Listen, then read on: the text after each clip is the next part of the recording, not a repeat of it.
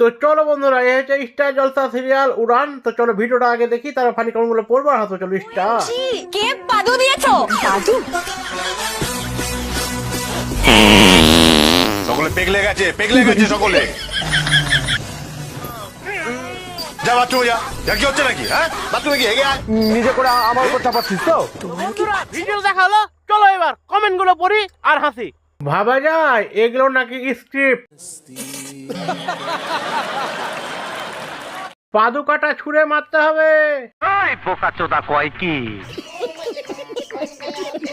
এগুলো হচ্ছে স্টার জলসার নাটক।